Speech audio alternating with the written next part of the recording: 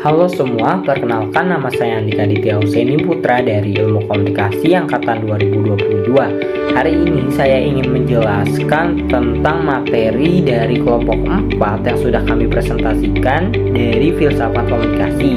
Yang pertama ada etika komunikasi dan yang kedua ada teknologi dan informasi sebagai komoditas. Nah, pengertian etika komunikasi dari sudut pandang adalah sebuah perilaku kita, cara kita, dan ataupun sikap kita, bagaimana kita menyampaikan pesan terhadap orang lain, bagaimana kita menjaga tutur bahasa kita supaya agar tidak menyakiti ataupun menyinggung perasaan dari orang lain itu sendiri. Nah, di dalam etika komunikasi ini pasti ada yang namanya konfidensialitas. Apa sih pengertiannya? Menurut aku, konfidensialitas adalah suatu informasi yang dimana informasi ini tidak boleh diketahui oleh orang lain, hanya diketahui oleh orang-orang tertentu saja. Misalnya saja ada sebuah wartawan juga narasumber yang dimana wartawan ini dan juga narasumber ini berhak untuk meminta kepada wartawan kalau ingin disensor ataupun jujur mukanya, maka kewajiban seorang wartawan itu harus mematuhi permintaan dari narasumber itu sendiri untuk agar tidak diberitahu namanya apa ataupun diberitahu mukanya dengan cara jujur. Nah, bukan itu saja, konfidensialitas ini ada hubungannya tentang pertemanan, karena sebuah hubungan pertemanan kan pasti ada yang namanya cerita dari satu orang yang cerita lagi ke satu orang tanpa diketahui oleh orang ketiga.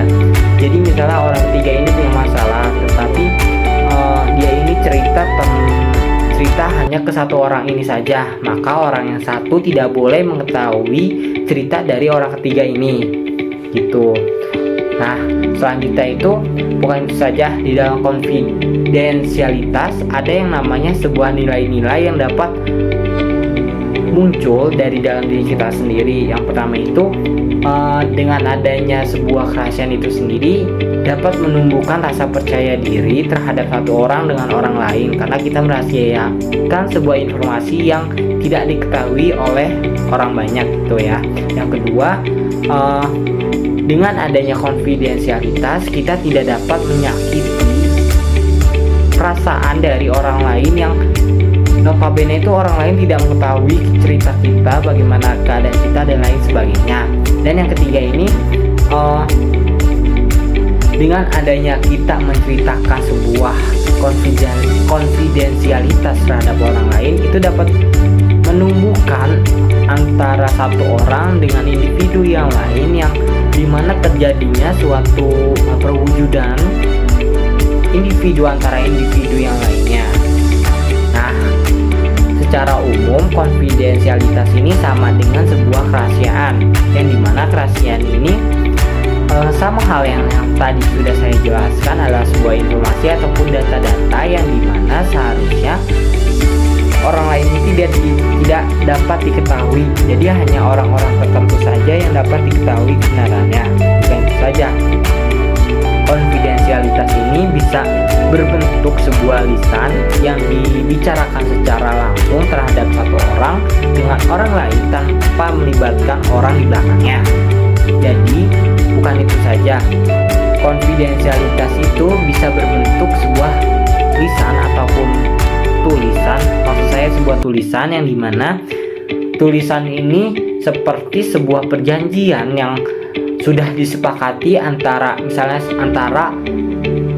perusahaan ini dengan perusahaan ini, yang dimana di dalamnya itu berisi orang-orang yang dapat dipercayai saja untuk menjaga sebuah kerahasiaan dari perusahaan itu sendiri.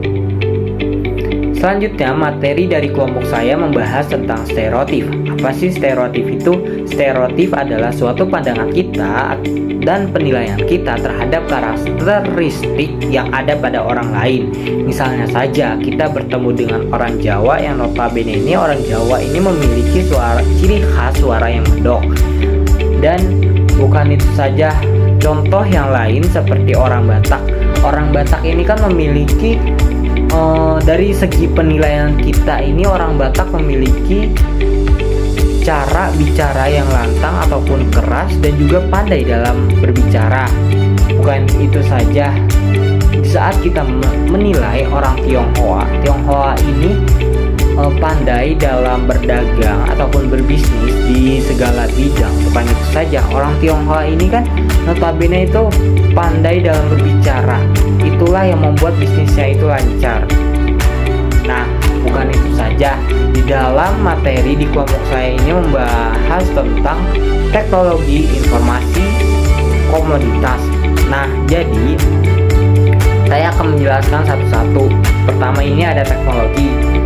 Teknologi ini seperti yang saat ini kita gunakan, yang dimana teknologi ini sangat berpengaruh terhadap pola cara kita memakainya untuk mencari berbagai informasi ataupun data-data, yang dimana data-data itu dapat berguna bagi diri kita sendiri dan juga orang lain. Tentu saja sebuah teknologi dapat kita gunakan untuk memberikan sebuah informasi terhadap orang lain. Selanjutnya ada sebuah informasi. Informasi ini kan yang bisa kita ketahui adalah sebuah informasi ataupun pemberitaan yang berasal dari orang lain yang muncul terhadap diri kita sendiri, maupun itu dari informasi dari dunia luar ataupun pemberitaan dan lain sebagainya. Sedangkan yang terakhir ada komoditas. Komoditas ini yang bisa ketahui adalah sebuah barang yang notabene ini memiliki nilai jual ataupun keuntungan yang lain. Misalnya saja seperti kita membuat sebuah konten dengan memanfaatkan sebuah teknologi dan juga informasi, yang dimana konten itu kita publik di yang namanya media-media sosial seperti YouTube. Itu dapat menambah keuntungan kita. Bukan saja dengan adanya sebuah media, kita dapat menghasilkan ataupun menjual berbagai produk yang ada. Mungkin itu saja yang bisa saya sampaikan, kurang lebihnya mohon maaf. Wassalamualaikum warahmatullahi wabarakatuh.